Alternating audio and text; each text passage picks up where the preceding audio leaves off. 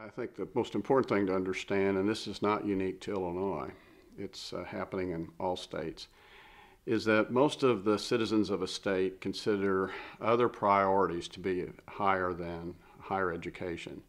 They consider health, public safety, K through 12 education, social services.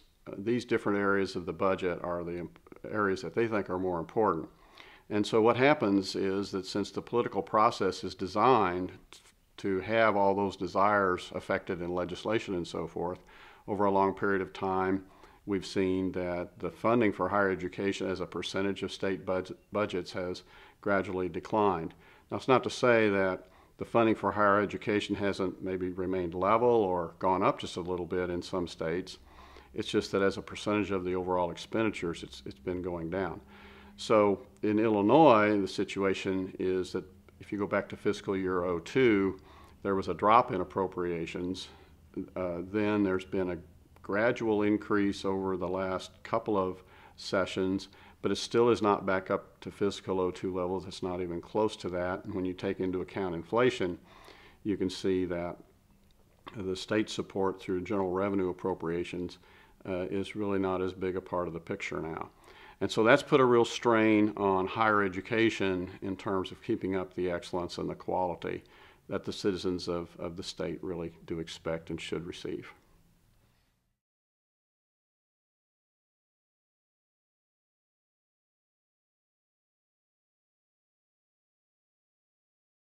Well, the future of higher education will be affected primarily in terms of accessibility. We've already seen that over the past almost 10 years now, and this is again not unique to Illinois, that the percentage of the operating budgets of universities now are more balanced toward tuition and fees. So what you see is, for instance, at Eastern Illinois University, within the past couple of years, the percentage of our income in the combination of general revenue and tuition income, tuition now is more than 50% of that amount.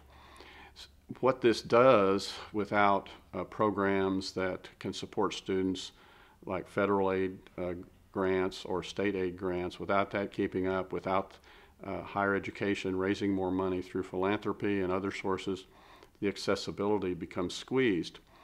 So it's important for higher education then to evolve in different ways. One way is to get more effective at philanthropy, raising money for scholarships. Also to be more effective at the federal and state level in terms of getting Pell Grants and in Illinois, the Monetary Assistance Program grants, getting those more fully funded. So the important thing is that higher education has to evolve and find other sources of revenue that will keep the excellence of the educational experience available to the students of Illinois.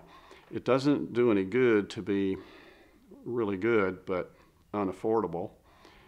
It doesn't do any good to be really affordable but not very good. So what you have to do is figure out that balance of affordability and excellence that meets our fundamental expectations. Higher education is a great investment, not only for an individual, but for society. And the change that has to occur, or shall I say, what we have to do is get back to a day when there was this understanding that higher education was more than just a good for the individual who's getting the higher education experience.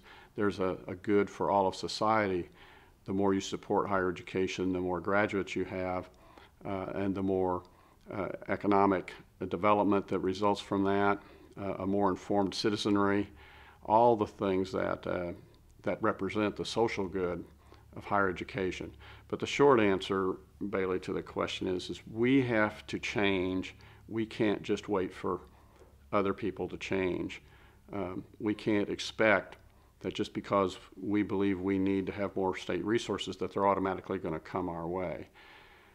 So the future of higher education is one where we have to be more assertive, more informative, and work in the political arenas much more effectively.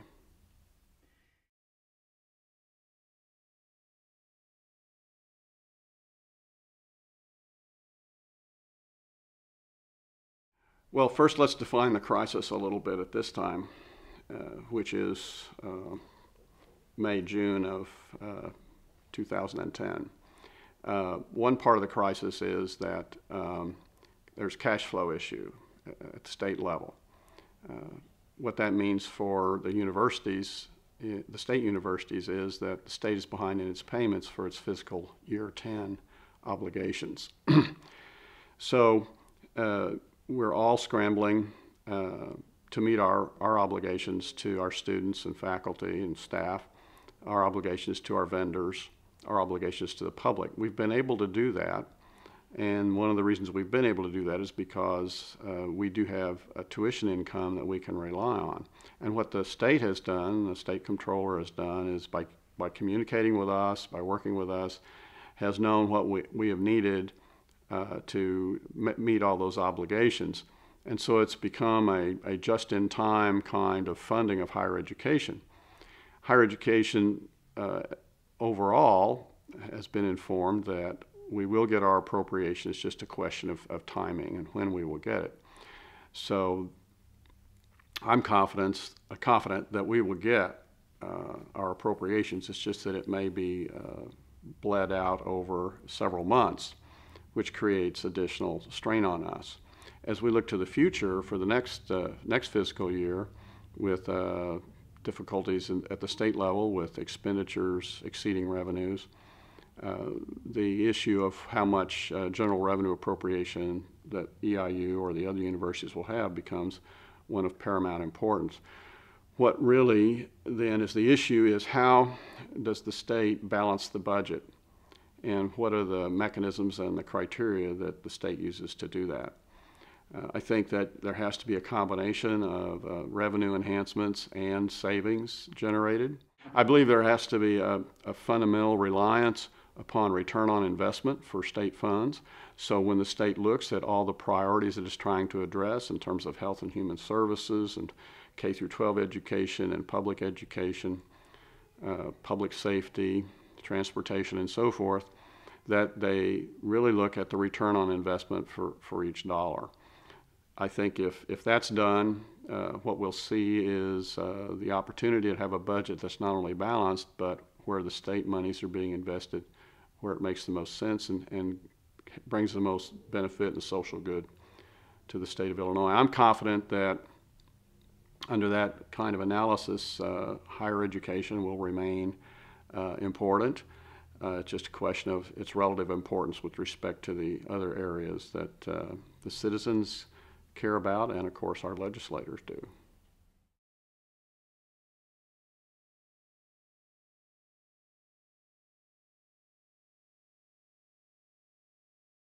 Well, I think as members of the university community, we can all do things in terms of cost savings and efficiencies that will help the university's bottom line.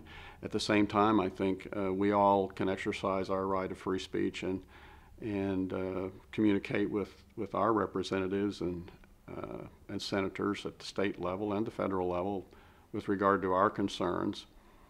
Obviously, you can't represent your view as the view of the university, but certainly you can make clear your university affiliation and exercising that right of free speech. I think the other thing that we can do is remain positive, to realize that EIU has been through tough times before. EIU, like other universities, has always determined ways to move ahead, to advance excellence. Our fundamental values of excellence and personal relationships, service and accessibility, being a place of opportunity, those are things we really hold dear, and because we hold those so dear, regardless of the circumstances around us, as long as we hew to those values, we're going to be able to move the university forward. It's our job as administrators to serve the public, to serve our students and faculty and staff, in terms of our budgeting and our expenditures. We'll continue to work with the different university groups, Faculty Senate, Council on University Planning and Budget, UPI and other groups, Staff Senate, Student Senate, to figure out ways we can be the best public servants we can, because our job is to serve with distinction in higher education. We've done that for well over 100 years. We're going to continue to do that. So we'll just keep moving forward, working together, That's what we need to do. And clearly it's been my approach to be consultative with different groups, different governance groups in the university. We'll continue to do that.